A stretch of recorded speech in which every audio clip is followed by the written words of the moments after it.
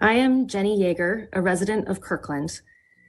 Please include sunsetting of the Houghton Community Council in this year's legislative agenda. The Kirkland City Council should listen to the conclusions of Shannon Kelly Ray, the city's equity consultant. The HCC is a barrier to the equitable distribution of city programs, services, and resources, both inside and outside of the HCC's borders of jurisdiction. The Kirkland City Council should listen to Dr. Chip Kimball, the former superintendent of LWSD. He notes the deep frustration that school district planners felt when the HCC derailed the district's and the city's plans to expand the district's headquarters in Houghton, causing the district to have to relocate to Redmond. He says the HCC had a profound impact on the future of Kirkland. Dr. Kimball concludes that the future of the city and region are best served by sunsetting of the HCC.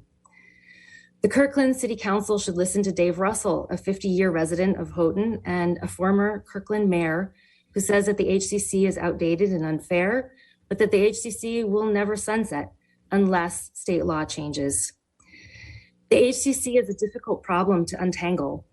Just over 1% of Kirklanders recently voted to retain the HCC, 1%. On the one hand, there is this small group of people who benefit or believe that they benefit from the HCC's protection from growth in their neighborhood. These folks are passionate about maintaining the HCC's veto privilege, and they understandably don't want to believe that their privilege harms others.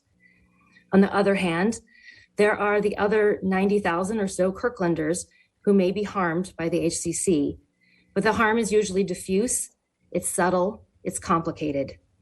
Someone whose child doesn't get into the community school or into ICS doesn't know that those choice programs are more limited than they might have been because of the HCC. The HCC has harmed them, yet they have no idea of the HCC's role. All Kirklanders pay taxes that cover the costs of the HCC. The planning department has to spend disproportionate time dealing with the HCC rather than the concerns of any other neighborhood. Kirkland's equity consultant made a conservative estimate that the HCC costs $88,000 to $150,000 per year in city staff time, and that doesn't include facilities, delay to projects, and other costs. Although the negative effects of the HCC are diffuse, they are widespread. It is everyone's business.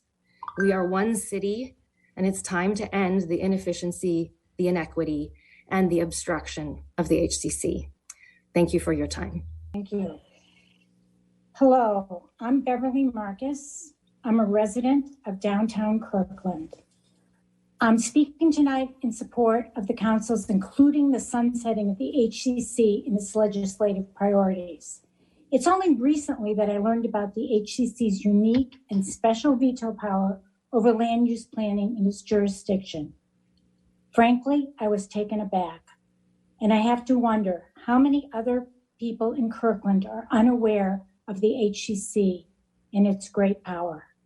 As I delved into this further, I learned that this veto power, as well as the threat of a veto, has ramifications that extend well beyond HCC's boundaries, affecting equity, diversity, housing affordability, educational facilities, and environmental progress. To be clear, I do not advocate giving that veto power to my neighborhood or to any other neighborhood in Kirkland.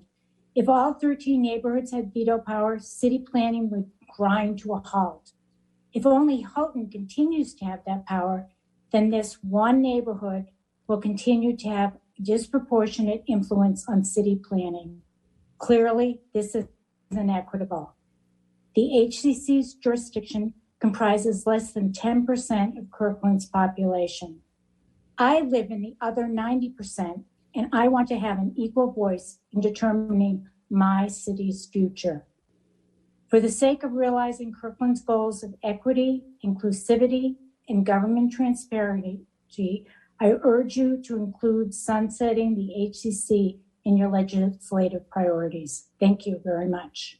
Hi, I'm Mary Ann Joy, and I have been a resident of Kirkland for 25 years.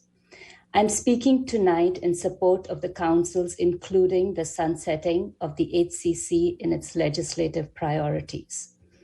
It seems unfair to me that a council that represents 10% of Kirkland's residents has these special benefits, and the remaining 90% of us have no say in the matter. I only recently heard about the HCC and its veto powers and have been trying to find out how this has affected me personally. I was the volunteer coordinator at the new Bethlehem Day Center across from the Lake Washington High School. During my time working with families experiencing homelessness, I've seen firsthand how pervasive the affordable housing crisis in Kirkland is.